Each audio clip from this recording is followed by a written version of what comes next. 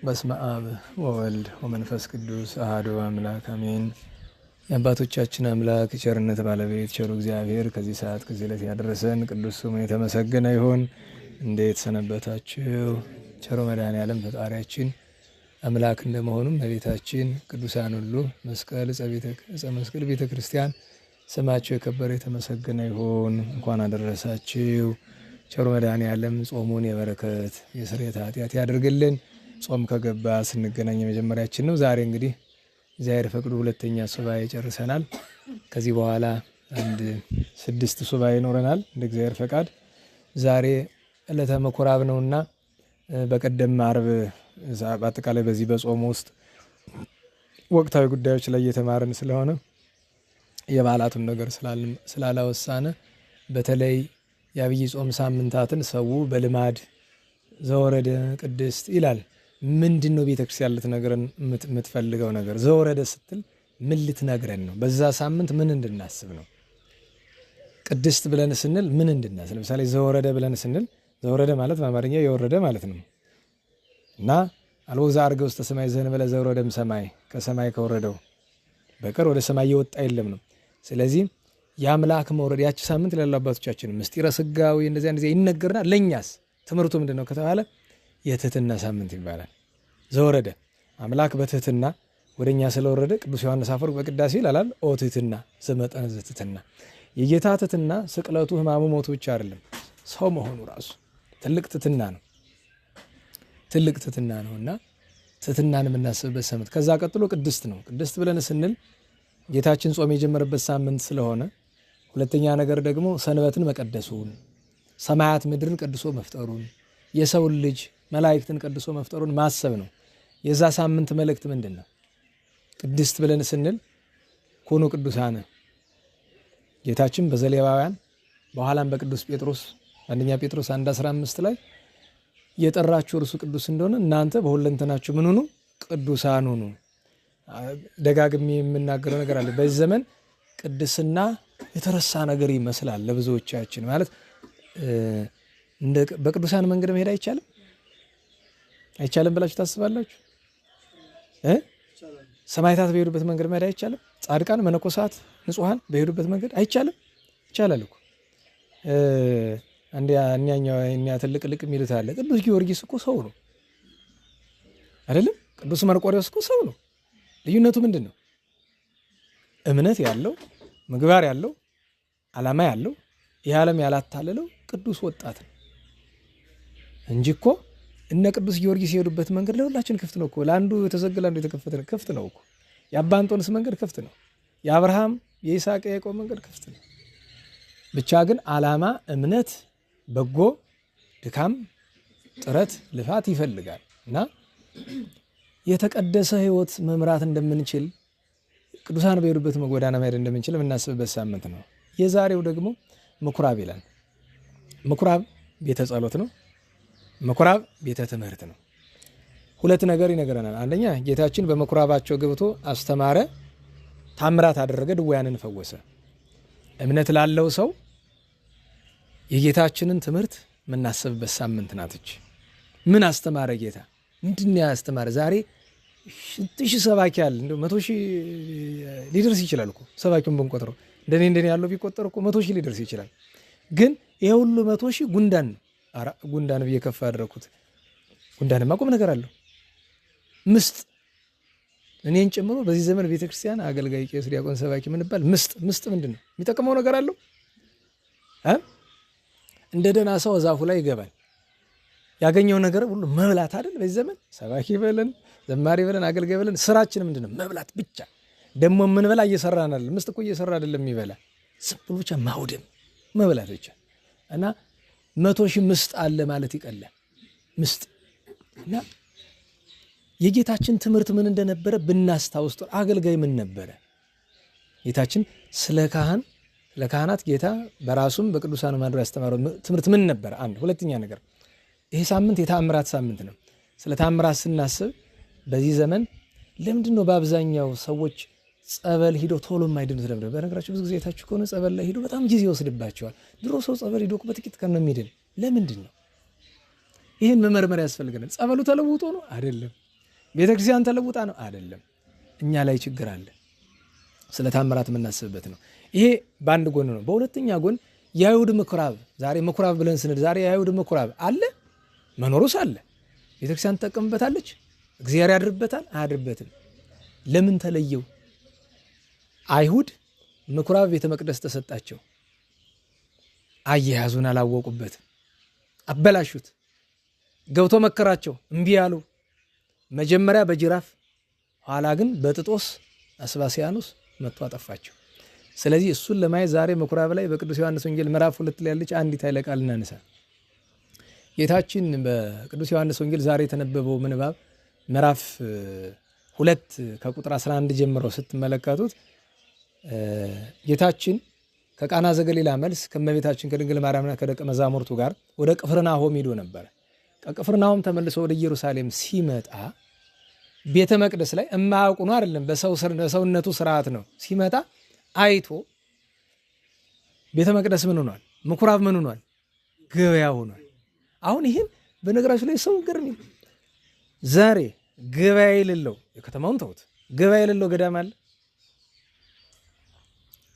ገዳማት በዓል ሲደርስ አንዳንድ ገዳማት ማስታወቂያ ይለጥፋሉ አይደል? ኑ በዓል አክብሩ እያሉ። አሁን ገዳም ኑ አክብሩ በዓል ብሎ አንድ ገዳም ከለጠፈ ይህንን የለጠፈው ሰው ጋኔን አድሮበታል። እንዴት ገዳም ጥቁር ራስን ኑ ብሎ ይጠራል? ቦታችን አይደለም እኮ ለኛ። በነገራችሁ ላይ ገዳማት ኑና ከኛ በመጀመሪያ በገዳም በዓል ይከበራል? የለም እኮ ነውር ነው። እንኳን በገዳም ጥንት እኮ በጥንታዊ ጥንት እኮ ጎንደር፣ አክሱም፣ ላሊበላ ታቦት እኮ አይወጣም ነበር። ይህን ማወቅ አለባችሁ። አክሱም እስካሁን ድረስ እኮ አንዳንድ ቦታ ላይ ስርዓቱ አለ። ታቦት አያወጡም። መስቀሉን ይዘው ነው ውደት የሚያደርጉ። እንዲህ ታቦት ቀላል ነገር ነው እንዴ? ቅዱስ ታቦት መከራ ሲመጣና ለምህላ ነው የሚወጣ እግዚአብሔር እንዲለመን እንጂ ወጥተ ለመዝፈኛ፣ እውነቴን ነው፣ ለመዝፈኛ ታቦት አይወጣም። ነውር ነው። ምንም ተፈጥሮ ምንም ገዳማት መጀመሪያው ነው። ለምሳሌ ጠጣ መድኃኔዓለም የሚባል ገዳም አለ። በዚህ በአድርቃይ በላይ አንድ ከ4 ሰዓት እስከ 6 ሰዓት እንደ ሰው አቅም ይወስዳል የእግር መንገድ። በቅርብ አርፈዋል አባታችን አባ ጡመ ልሳን የሚባሉ አበምኔቱ ከጠፋበት መልሰው የመሰረቱት ናቸው። በጣም ቅዱስ ሰው ባላስኬማ። በጣም የሚገርማችሁ ነገር እሱ ክርስትና ስማቸው ነው። አባ ጡመ ልሳን ነው ስማቸው፣ መደበኛ ስማቸው። አባ ገብረ ሥላሴ በክርስትና ስማቸው ነው፣ ወይም በቆብ ስማቸው ማለት ነው። እና የሚገርማችሁ እዚያ ገዳም ዛሬ ላናገራቸው ነገር እያልኩኝ የመድኃኔዓለም ቸሩን እና የሥላሴን በዓል ያከብራሉ። ግን ቢያንስ እሱን የሚያደርጉበት ምክንያት አንድ የሚያቀርቡት ምክንያት አለ። ከሌሎችም ገዳማት የሚያቀርቡት ምክንያት አለ። ገዳሙ በረሃብ እንዳይፈታ ሰው መጥቶ ሳንቲም እንዲሰጥ ነው የሚለው ምክንያት። በእውነቱ ገዳማት አቅማቸው የቻለውን ያክል ይሰራሉ። ቢያጥራቸው ምንድን ነው የሚያደርጉት? ቢያጥራቸው በሚለምኑበት መንገድ ሊለምኑ ይችላሉ ትንሽ እንጂ ገንዘብ ለማግኘት ተብሎ ገዳም ውስጥ ታቦት ወጥቶ ውደት አይደረግም። በጣም ነውር ነው። ምክንያቱም ገዳማት በመጀመሪያ ደረጃ የምን ስፍራዎች ናቸው? የጽሙና የአርምሞ። ገዳም ውስጥ የማይፈለግ ነገር እንደሆነ መጀመሪያ ነገር ድምፅ፣ ጭብጨባ ገዳም ውስጥ አለ። ከበሮ ሆይታ፣ ያውም የዓለም ሰው ጠርተ። እንዲያውም እኮ ታቦቱን ማክበር ከፈለጉ እኮ በነገራችሁ ላይ ታቦት ወጥቶ ያለ ጭብጨባ ውደት እንደሚደረግ ማወቅ አለባችሁ። ታቦቱ ይወጣል። ይሄ የንስሐ መዝሙር እንደሚባለው አለ በእናንተ በሚገባችሁ፣ ካልሆነ ደግሞ የአብይ ጾም ቀለም አለ አይደለም።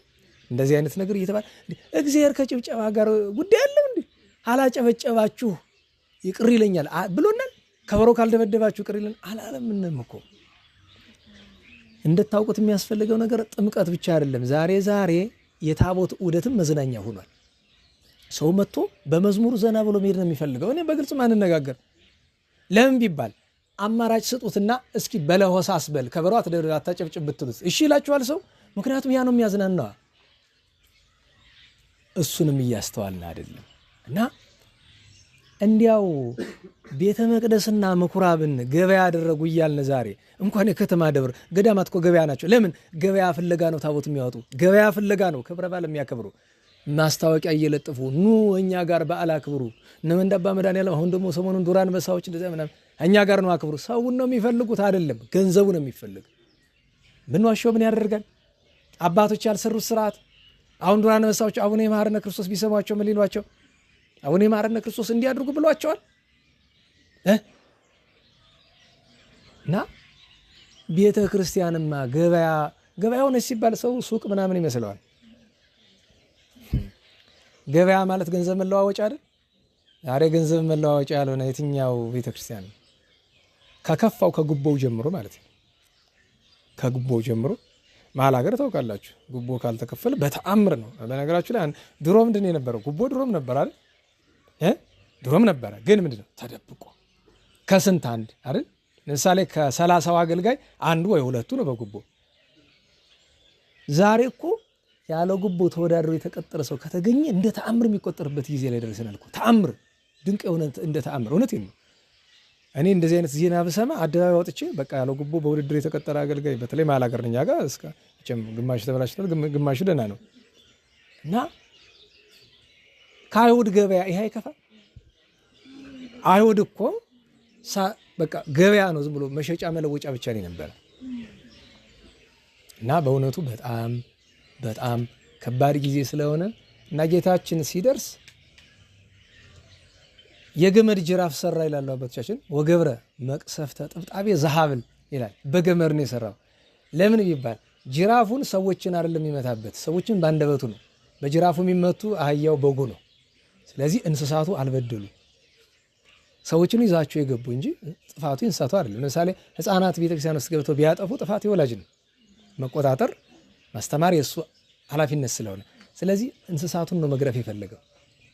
እንስሳቱን ደግሞ አጥብቆ ሊመታቸው አልፈለገም። አባቶቻችን ይላሉ የቅጣት መጀመሪያ በቀላል ነው። አንድም እንስሳ ላይ ነው፣ ቆይቶ ነው ሰው ላይ የሚመጣ። እዚያ ውስጥ ያሉ ገበያተኞችን በአንደበቱ፣ እንስሳቱን በጅራፍ፣ እርግቦችን ግን ምክንያቱም አባቶቻችን ምሳሌ ይሰጣሉ። እርግቦችን አልነካቸውም፣ ከፍቶ ነው የሰደዳቸው ስለሆነ እና በዚያ ሰዓት ላይ አንዲት ቃል ይላል ዮሐንስ ወንጌላዊ ወሰደደ ኩሎ ምኩራብ፣ ሁሉንም ከምኩራብ አባረራቸውና ሁሉንም አባረራቸው የምትለውን ኃይለ ቃል እንዲያው የመልእክት ቃል ትሆናለች። ሁሉንም አባረራቸው። ሁሉንም ምን ማለት ነው? ሁሉንም አባረራቸው። ለጊዜው ሁሉንም አባረረ ሲለን ሁለት ነገር እየነገረ ነው። አንደኛ እዚያ ውስጥ ገበያ ውስጥ የተቀመጠ የገበያ ዕቃ አንድም አላስተረፈም። ከእንስሳም ወገን ከወርቅ ለዋጮችም ከምንም ወገን ሁሉንም አስወጥቷል። ግን እነሱም ብቻ አይደለም አድራጊዎችንም አስወጥቷል። በዚያ ሰዓት አመፀኞች ናቸውና ሲያስወጣቸው ምን አሉት? መጀመሪያ ሐዋርያቱ አንድ ነገር አስተዋሉ ይላል። ሐዋርያት ተመለከቱና ለካ ዳዊት በመዝሙር 68 እስመ ቅንዓተ ቤትከ በልዐኒ፣ ስለ ቤትህ መቅናት እንደ እሳት አቃጠለኝ ብሎ ያለ ለዚህ ነው አሉ። እንግዲህ ቅዱስ ዳዊት እስመ ቅንዓተ ቤትከ ብሎ የተናገረበት ብዙ ምክንያት አለው። ከምክንያቶቹ አንዱ ቤተ መቅደስ ኢየሩሳሌም የነበረችው ቤተ መቅደስ ቅዱስ ዳዊት ካረፈ ከ700 ዓመት በኋላ አንጢያኮስ የሚባል የግሪክ የጽር ንጉሥ መጥቶ ጣዖት አሰግዶበታል እና ስለ ኪሩብ በነበረበት ስለ ፀሐይ መስዋዕተ በግ በተሰዋበት መስዋዕተ እርያ ለእግዚአብሔር በተሰገደበት ለአጋንንት ሲሰገድ ገና ሳይደረግ ከ700 ዘመን ታይቶት እስመ ቅንዓተ ቤትከ በልዐኒ፣ ስለ ቤት መቅናት እንደ እሳት በላኝ፣ ትዕይርቶሙ ለእለ ይትዔየሩከ፣ አንተን የሚገዳደሩ መገዳደር ምንድን ነው? በነገራቸው ላይ ጠብና መገዳደር ይለያያሉ። ጠብ በምክንያት ነው። መገዳደር ያን ሰው ምን ታመጣለህ ነው። ዛሬ የምናየው ነገር እሱ ነው። በነገራችሁ ላይ አንድ እውነት ልንገራችሁ። አሁን ሰሞኑን እየሰማችሁ ነው አይደለም? መቼም አላቋረጠም እኮ ግድያው፣ ግን በዛ ሲል ነው ዜና የሚሆን። አሁን እዚህ አርሲ ያሉ ወገኖቻችን ላይ ደግሞ በአንድ ቀን 21 ታረዱ፣ 8 የገቡበት አይታወቅም፣ ሌሎችም ደግሞ ተወስደዋል። አደራረጉ ለጆሮ የሚቀፍ መግደል እኮ አንድ ነገር ነው። ከመግደላቸው ዝም ብሎ ቢገሏቸው ምናል፣ በተለይ ሴቶችን ዝም ብሎ ሌላ ጸያፍ ነገር ባያረጉባቸው ምናል፣ ዝም ብሎ ቢገሏቸው መግደላቸው ካልቀረ እንደ አልጋ የተኛች ሽማግሌ ሴት ላይ ሁሉ እንደዚህ አይነት ጸያፍ ማለት ምን አይነት። በነገራችሁ ላይ እኛስ እግዚአብሔርን ምን ያህል እንበድል ይሆን እንደነዚህ አይነቱ አልሰልፎ የሰጠን።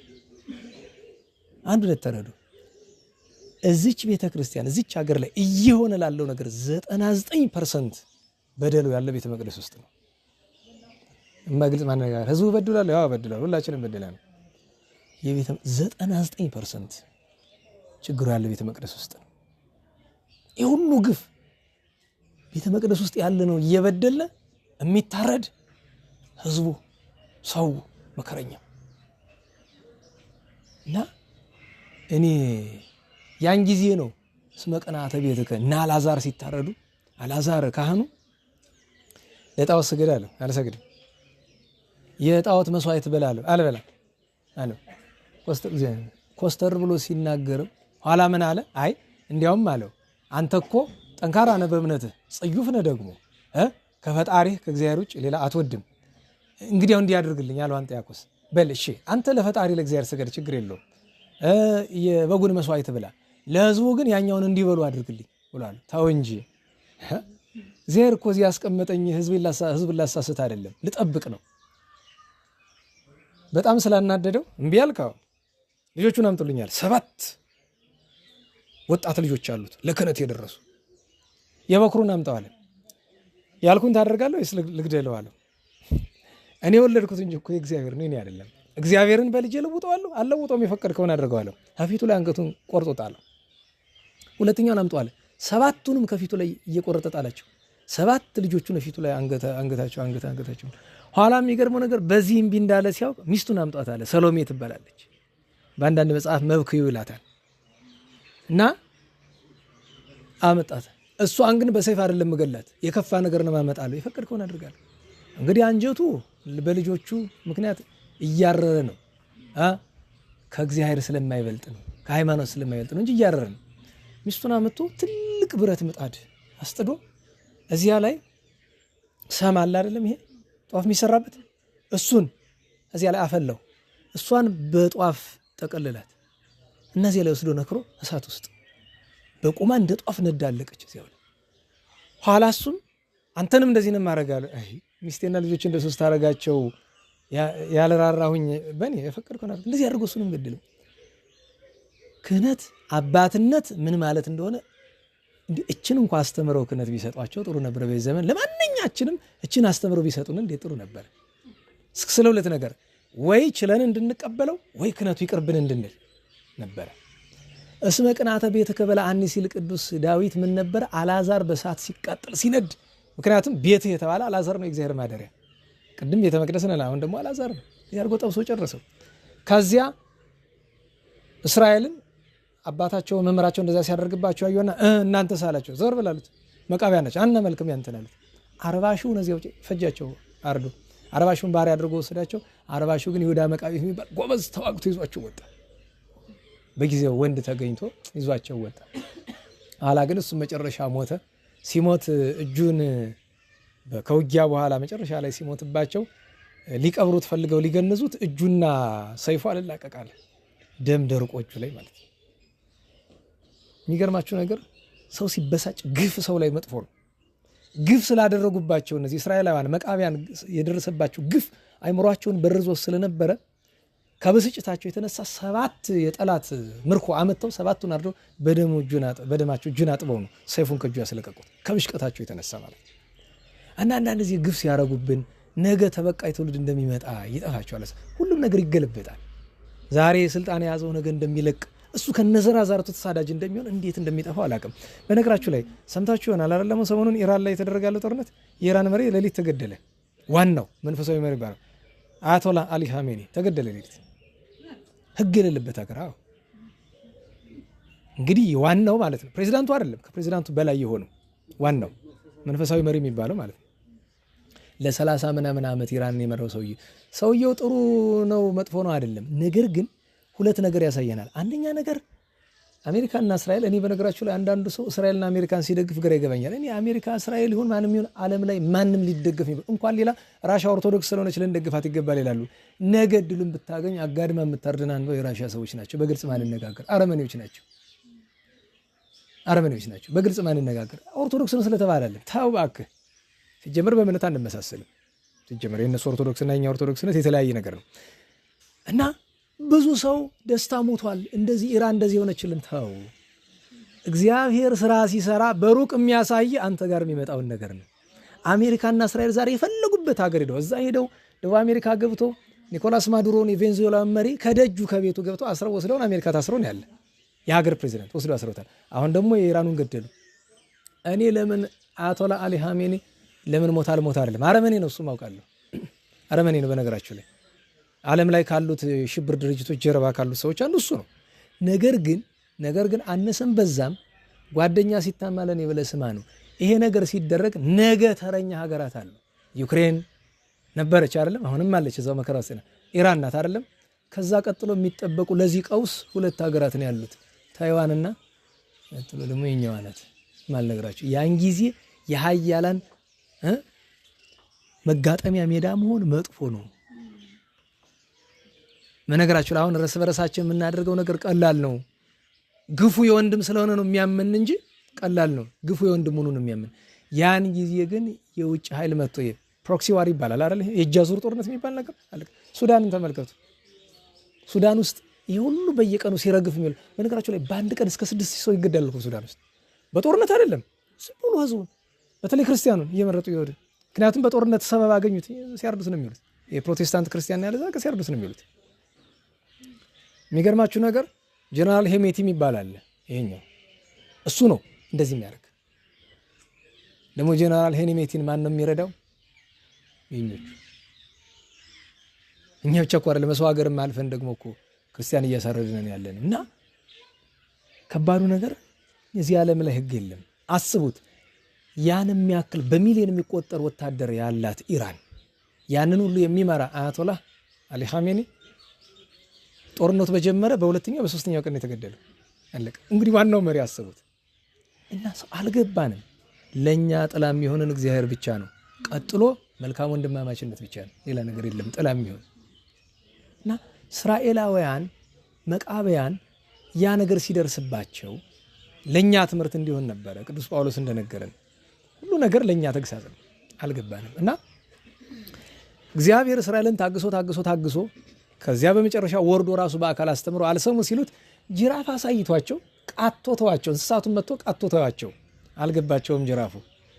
እኛም አሁን ከጅራፉ ኮልፍ ብለናል። ጅራፉ አልገባን። ጅራፉ ስላልገባቸው ቀጥሎ ምን አመጣላቸው? ጥጦስ አስባስያኖስን አስነስቶ የሮም ቄሳርን ማለት ነው። የሚገርማችሁ ነገር እስራኤላውያን ሲጠፉ የታችን መጥተው እንዲያውም ተከራከሩት። ምን ተአምረ ትገብር ምንድነው? ምን ተአምረ ታሪ ዘዘንተ ትገብር፣ አንተ እንደዚህ ገበያ የምትፈታ ማን ስልጣን ሰጠ? ምን ምልክት አለ? አንተ ከእግዚአብሔር ነኝ ትላለህ፣ ምን ምልክት አለ ብሎ አሉት። ጌታችን አንዲት ነገር ነው ያላቸው፣ ንስትዎ ለዝንቱ ቤተ መቅደስ አላቸው። ይሄን ቤተ መቅደስ አፍርሱት፣ ወበሰሉስ መዋዕል አነስኦ፣ በ3 ቀን አስነሳዋለሁ አላቸው። አይገባቸውም። አሁን ጌታችን እያተናገረ ያለ እኔን ትገሉኛላችሁ፣ በ3ኛው ቀን ሞት እንድል አድርጌ እነሳለሁ ነው። በ46 ዓመት ታንጸ ዝንቱ ቤተ መቅደስ። ይህ ቤተ መቅደስ ሲሰራ እኮ እነ ዘሩባቤል 46 ዓመት ፈጅቶባቸዋል። ወአንተስ በ3 መዋዕል ታነሱ፣ አንተስ በ3 ቀን አስነሳዋለሁ ትላለህ ብሎ አሉት። አልገባቸውም። ከዛ ጥጦስ አስባስያኖስ መጥተው ወይም ጥጦስ ወልደ አስባስያኖስ መጥቶ ሲያጠፋቸው እነሱ ደግሞ ልባት ሞት ማለት ጠቡ ከእግዚአብሔር ጋር። በነገራችን ላይ አባቶቻችን ይላሉ ጠቡ ከእግዚአብሔር ጋር ከሆነ አትዋጉ የሚሉበት ቀን አለ። ጠላት ሲመጣ እግዚአብሔርን ጠይቁ፣ ጌታ ሆይ ጠቡ ካንተ ነው ትረዳናለህ ወይስ አትረዳንም ነው። እረዳችኋለሁ ካለ መዋጋት ነው። አይ አልረዳችሁም። እንደዚህ አይነት ነገር እኮ ገጥሟል። እግዚአብሔር ለኤርምያስ ምን አለው? ናቡከደነፆር ሲመጣ ምን አለ? አትዋጉ እጅ ስጡ አላቸው። እስራኤልን ማለት ነው። እንዴት ቢያሰንፈን ነው እንደዚህ ብለን? ተው ይብሳቸዋል። ንጉሳቸው ተማርኮ አይኑ ጠፍቶ ሲፈጭ ኑሮ ነው ደክሞ ልቡ ፈሶ የሞተ። እስከዚያ ሁሉ ውርደት ደርሰዋል። ለምን ወንድ አይደሉ? ምን ይላሉ መሰላችሁ? እስራኤላውያን ሲጠግቡ አላ በሰማይ ዱር በእስራኤል ግብር የለም ይላሉ ይባላል። በሰማይ ዱር የለም ይላሉ። እንግዲህ በሰማይ ዱር መኖር አለመኖር ነው። እንግዲህ በገነት ይኖራል፣ አትክልት ይኖራሉ በገነት። ግን በሰማይ ዱር በእስራኤል ላይ ግብር የለም፣ አንገብርም፣ ዞር በል እንዋጋለን ብለዋል።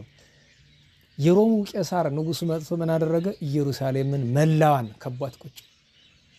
ለምን? ምግብ መውጣት መግባት አይችልም፣ ውሃ መውጣት መግባት አይችልም። ስለዚህ ከጦርነቱ ይልቅ ምኑ ጨረሳቸው? ረሃቡ። ምን ተደረገ? የሚገርማችሁ ነገር ቀን እንደኛ ሰዎች ማለት ነው፣ ቀን ከሮም ሰራዊት ጋር ሲዋጉ ይሉና ማታ እርስ በርሳቸው ደግሞ ሲዋጉ ያድራሉ። አንዱ ነገር ከአንዱ ነገር፣ ነገደ ሮቤል ከነገደ ስምዖን፣ ነገደ ጋድ ከነገደ ይሁዳ ሲዋጉ እርስ በርሳቸው እኔ ነኝ የሚበልጥ እኔ ነኝ የሚበልጥ ብለው ሲነጋ ደግሞ እነዛኛ ሀገር ይዋጋሉ። ሌሊት ደግሞ እርስ በርስ ይዋጋሉ። ኋላ ረሃቡ ከአቅም በላይ ሲሆን ምን ተጀመረ? ሰውን መብላት ጀመረ። እስራኤላውያን እኮ እንደዚህ አድርገዋል። እያችሁ ያቺ ጅራፍ አልገባቸው ብላ ነው። ከሁሉ የከፋው መጨረሻ ግን ሰብረው ከመግባታቸው ፊት ሮማውያን 2 ጎረቤታም ሴቶች አሉ። ሊቀፍ ቢችልም ትምህርት ነው፣ ምንም ማድረግ አልችልም። በቃ ወይኛ ወይ ልጆቻችን መትረፍ አለብን። ልጆቻችን አድርጉት ብንላቸው ስለማያደርጉት እኛ እናድርገው፣ ተራ በተራ እንብላቸው። መጀመሪያ ዛሬ አንቺን ነገ የኔን ተብሎ የዛችኛይቱን አንዲቱ ሂዳ ግጥም በልታ በማግስቱ ችኛዋ ወዷ ሲሞላ እምቢ የኔን ልጅ አልሰጥም አለች። የሌላ ሰው በልታ ማለት ነው። አይጣል ነው እንኳን ለማድረግ ለመስማት ይቀፋል። ያ ነገር ወደ ዳኛ ሂዶ ነው የተሰማ። ከዚያ ገቡና ሮማውያን ገብተው በሙሉ ጨፈጨፏቸው፣ እስራኤላውያን አጠፏቸው። የተወሰነውን ከሀገር አስወጥተው አባረሩት። ከዛ ወደ ቤተ መቅደስ ሄደው ቤተ መቅደሱን አፈረሱት። በቃ ሙሉ በሙሉ የመጨረሻ ጌታችን በጅራፍ አይደል ያላቸው። ሮማውያን መጥተው ቤተ መቅደሱን ፍንቅልቅልቅል አደረጉት። ምክንያቱም እዛ ሲያፈርሱ ምን ያገኛሉ? ድስት፣ ከድስቱ ውስጥ ምን ያገኛሉ? ወርቅ። እንዲህ ይህ ቤተ መቅደስ ወርቅ በወርቅ ነው። ፈንቅል እስከ ስሩ እስከ መሰረቱ ፈነቃቀሉት። ጌታችን ተናግሮ የለ ድንጋይ በድንጋይ ላይ ሳይፈርስ አይቀርም ብሎ ያቺ አትቀርም። ኋላ ግን እልፍ ይለ ቤተ መቅደሱ መካከል ላይ የረጋ ደም አየ እንደዚህ እና ይፈላል ደሞ ላይ ነው። ምንድነው ይሄ ሙሉ አለ። ግፍ የተፈጸመበት ሰው ነው። ማን ይባላል? ዘካርያስ ይባላል። እነ ሙሉ ቤተሰቡ ግፍ የተፈጸመበት ልጁ ዮሐንስ መጥምቆ ይባላል። ሚስቱ ኤልሳቤጥ ትባላለች። አይሁድ ናቸው ያሳረዱት እዚህ ቤተ መቅደስ መካከል እና የሱ ደም ነው። እና ይሄ ደምን መፍላቱ እንዲያቆም ምን ላድርግ? ከአይሁድ አመት የተወሰኑትን ፊቱ ላይ እስቲ እረዳቸው አሉት። አመት ወዚያው ፊቱ ላይ ያረደ ቢጥላቸው ደሙ ጸጥ አለ። በቀል ነው፣ በቀል ነው። ይሄን ሁሉ ምን ተርክ ስለ እስራኤል አይደለም፣ ከእስራኤል ስለከፋን ስለኛ ነው።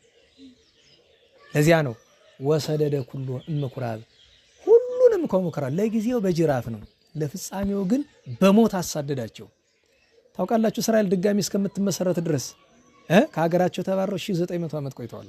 1900 ዓመት ቆይቶ ነው አሁን መጨረሻ ሐሳዊ መሲህ ስለመጣ ለመቀበል ነው የተሰበሰቡት። እሱ በጊዜው ጊዜ ምክንያቱም እነሱ ናቸው ተቀብለው አንግሰውት ለዓለም ጥፋት ምክንያት የሚሆኑት። እና እኛ ከቤተ ክርስቲያን ወጥተን መባረር ፈልገን ማለት እግዚአብሔር ትዕግስቱ ብዙ ነው።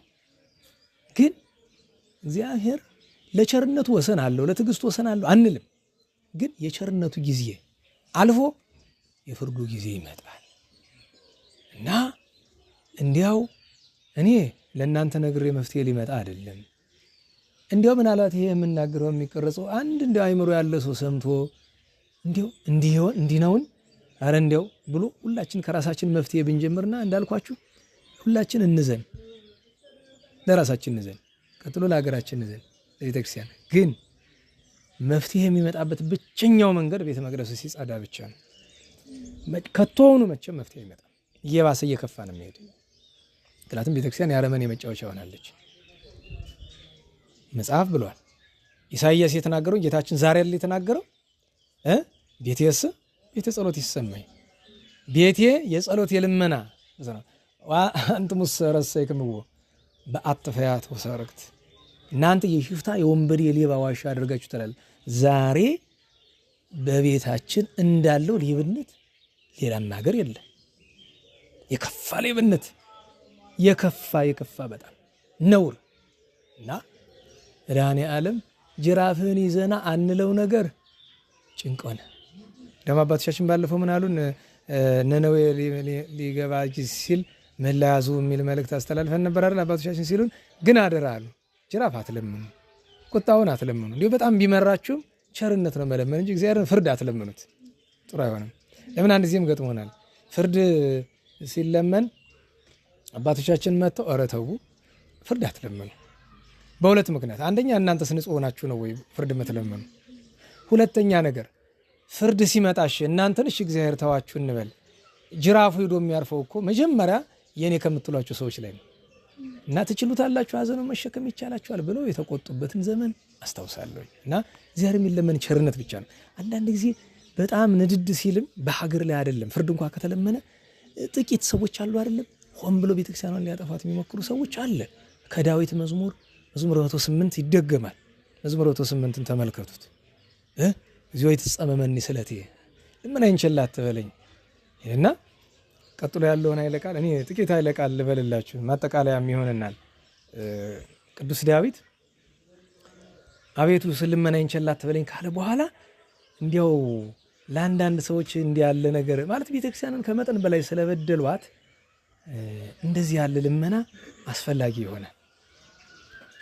አቤቱ ልመናዬን ቸል አትበለኝና እስመ አፈ አማጺ የአመፀኛ አፍ ወአፈ ኃጥእ አፍ አብቀው ላይሌ በእኔ ላይ ተከፍቷል። ይህን የምንናገር ራሳችን ወክለን አይደለም፣ ስለ ቤተ ክርስቲያናት እንዲምትል እና ወነበው ላይሌ በልሳና አመፃ ትጥፋ ትውደም ብለው በአመፃ ልሳን ተናገሩ። አገቱኒ በጽል በጠብ ከበውኛል፣ ወጸቡኒ በከንቱ ተጣልተውኛል። ዘማፍቀሩኒ ሊወዱኝ በተገባ ነበረ ስላደረግኩላቸው ውለታ አስተዋደውኒ አሁን ግን ስሜን ሲያጠፉ ሲከሱኝ ይውላሉ። ዋንሰ ጼሊ እኔ ግን ወደ እግዚአብሔር እጸልያለሁ። ፈደዩኒ እኪተ ህይንተ ሰናይት ስለ በጎ ፋንታ ክፉ መለሱልኝ። ወጸሉኒ ህይንተ ዘአፍቀርክዎሙ ስለወደድኳቸው ፋንታ ጠሉኝ አለችና ከዚህ በኋላ ግን ቀጥሎ ምንድን ነው? ዳዊትም መቃብያንም ቤተክርስቲያንም ምን ይላሉ? ከዚህ በኋላ ያለው ፍርድ ልመና ይባላል። ሲም ላይ ሌዋጣ እንዲህ የሚያደርግብኝን ኃጢአተኛ በሱ ላይ ሹምበት። አመፀኛ ሰው በሱ ላይ እሱ አመፀኛ ሆኖ እንዲህ እንዳደረግ በሱ በላዩ ላይ አመፀኛ ሹምበት። ወሰይጣን ይቁም በየማኑ ሰይጣን በቀኙ ይቆምበት። ሰይጣን ማለት ጽኑ ባላንጋራ ማለት ነው።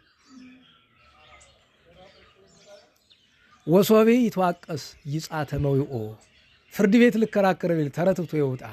ወጸሎቴ ተኩኖ የጋይ እንዲህ ቤተክርስቲያን እየበደለ ደግሞ ጸልያለሁ የሚላልኩ ምን አለ? ጸሎቱ ምን ትሁንበት? በደል ትሁንበት በእግዚአብሔር ፊት።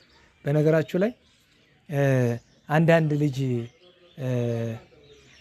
መጥቶ ልጅ እንደ ሰፈር ያለ ልጅ መጥቶ በጣም የሚያናድድ በጣም ክፉ የሆነ ልጅ ማለት ነው። መጥቶ እገሌ እንዲያድርጎ ምናምን ብሎ ሲያለቅስ ደህና ወላጅ ምንድን ነው የሚያደርግ? ኤዴት ብሎ እዛው ላይ ጨምሮ በጥፊ መጥቶ እንደሚሰደው ነው። የአንዳንድ ሰው ጸሎቱ ከእግዚአብሔር እንደዚህ ነው የሚሆንበት።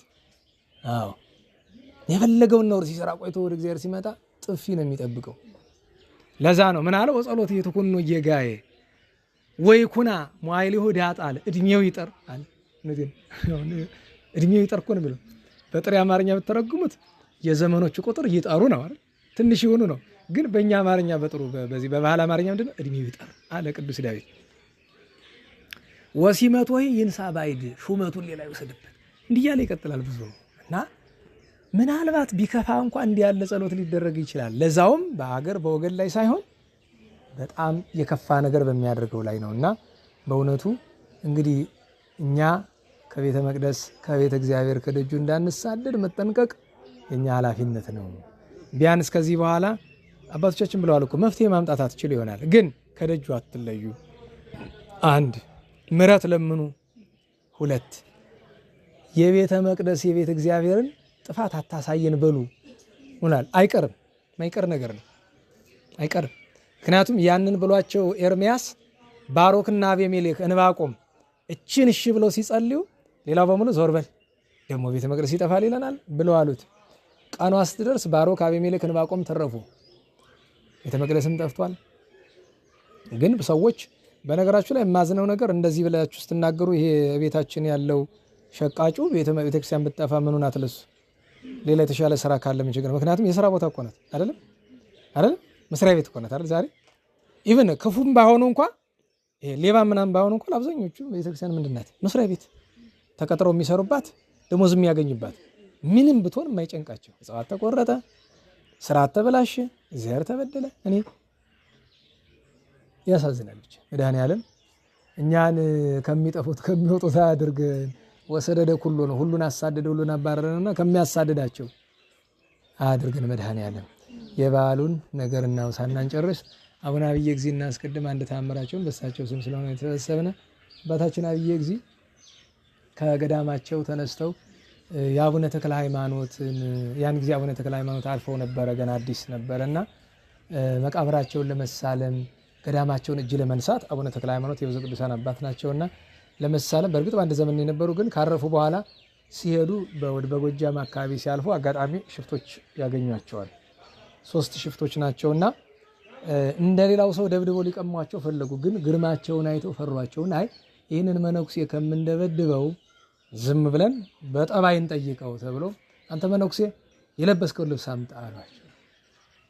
እና ልጆቼ እኔ ወደ ደብረ ሊባኖስ እየሄድኩ ነው፣ ይሄ የለበስኩት ልብስ ምን ያደርግላችኋል? የተቀዳደደ አሮጌ ነው፣ ቡትቶ ነው፣ ዳባ ነው፣ ምን ያደርግላችኋል? ዝም ብለህ አምጣ ብላላቸው። ከዚያ ሊሰጧቸው ብሎ ሊያዋልቁ ሲሉ አንዱ ተራምዶ ሄዶ እጃቸውን ጨበጠ ሊቀማ። ያን ጊዜ እንደ ብርሃን እንኳን ያለ ከሰማይ ሲወርድ መልአከ እግዚአብሔር ቀሰፈውና እሱ ሞተ። ግን ልብሱን ይዞ ነበርና ከሳቸው ተገፎ ወደቀ። ሁለቱ ወሰዱ ልብሱ። ያን ጊዜ እሳቸው ጌታ ኢየሱስ ክርስቶስ በቀራንዮ አደባባይ በሁለት ሽፍቶች መካከል ራቁትህን ቆመሃል፣ ይሄ ምን ድንቅ ነው፣ ለእኔም ራቁት መሆን አሉ። እሳቸው ሲራቁት ከላይ ያን ብለዋል። ከዚያ ሁለቱ ሲያዩት ወንድማቸው ሞቷል፣ ጓደኛቸው እና እግዚአብሔር አይነ ልቦናቸውን ገልጦላቸው ዳኑ ሲላቸው ደግሞ የብርሃን ድንኳኑን አይተውታል። እንግዲህ ልብሳቸው ሲራቁት የብርሃን ድንኳን መጥቶ ጋረዳቸው። እሳቸው ሊሰጡን ነበር። በቤተክርስቲያን እንደዚህ የሚል ታሪክ አለ። ቅዱስ ኤጲፋኒዎስ ክርስቲያን ሳይሆን ገና ከአንድ ገዳማዊ ሰው ጋር በመንገድ እየሄደ አንድ የኔ ቢጤ ይለምናቸዋል። ኤጲፋኒዎስ ሀብታም ነው። ያሳደገው ሰው ሀብት ተወለት ሞቷል። ሲለምነው ዘርበል ብሎት አልፎ ሄደ። ይሄኛው ሽማግሌ ገዳማዊ ግን አንዲት ጨርቅ ነው ትከሻው ላይ ያለችው፣ ሌላ ነገር የለችም። ያችን አውልቆ ሰጠው እና ኤጲፋኒዎስ አደነቀ። እንዴት ሰው አንዲት እያለችው አንዲትን ብቻ እንዴት ይሰጣል? እያደነቀ በኋላውን ሲከተለው የእግዚአብሔር መልአክ መጥቶ የብርሃን ካባ ለብሶ ሲሄዳል። ከዚያች ጊዜ በኋላ ቅዱስ ኤጲፋኒዎስ 74 ሳንቲም ከእጁ ኖሮት አያውቅም። መስጠት ነው፣ በቃ መስጠት ነው። ክርስቲያኑ ነው፣ መስጠት ነው።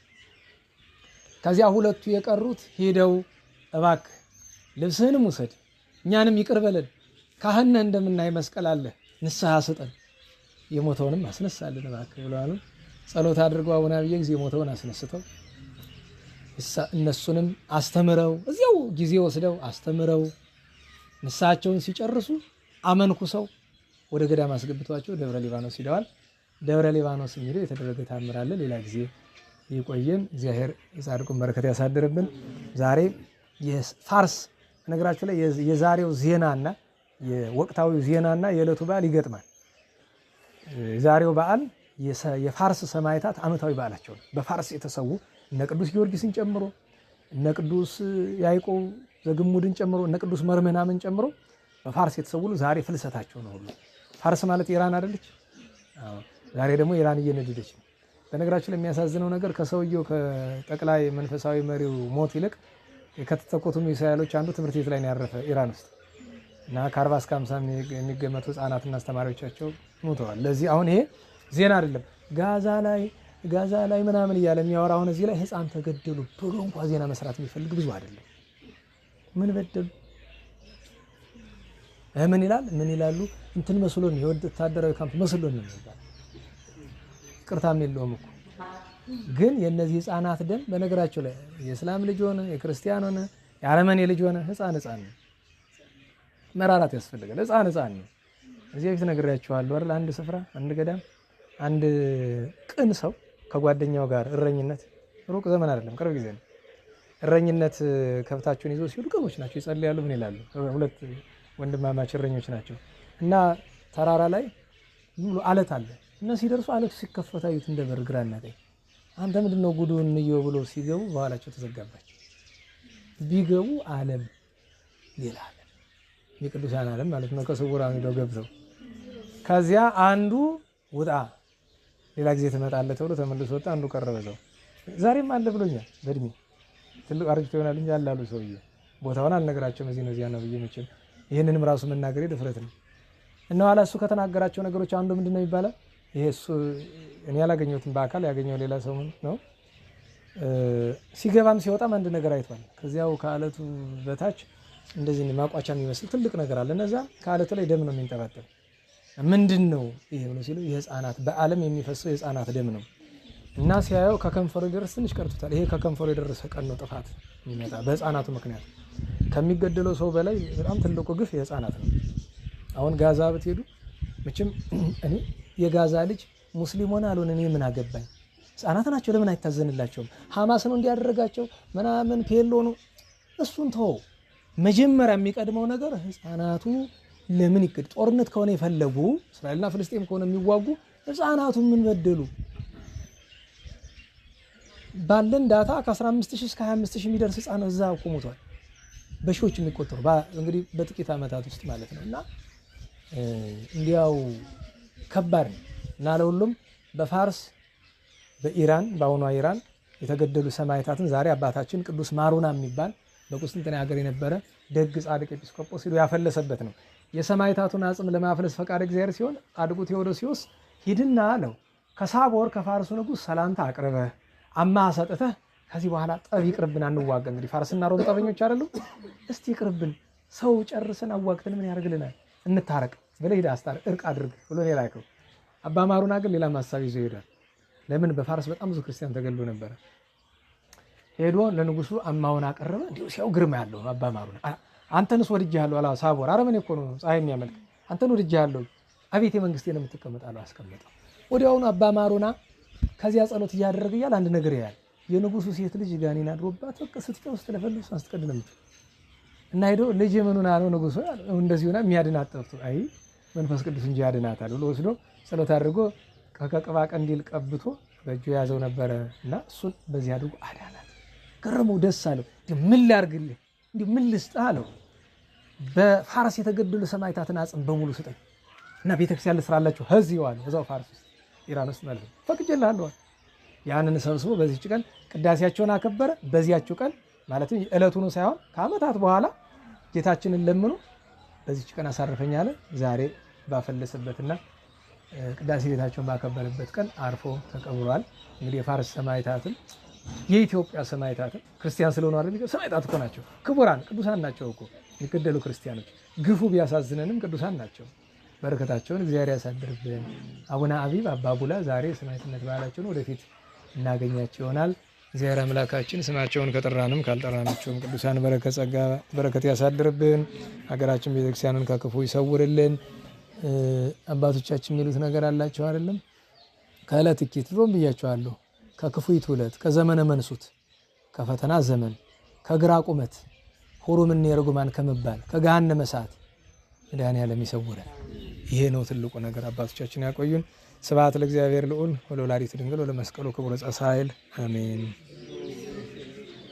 አሜን አሜን።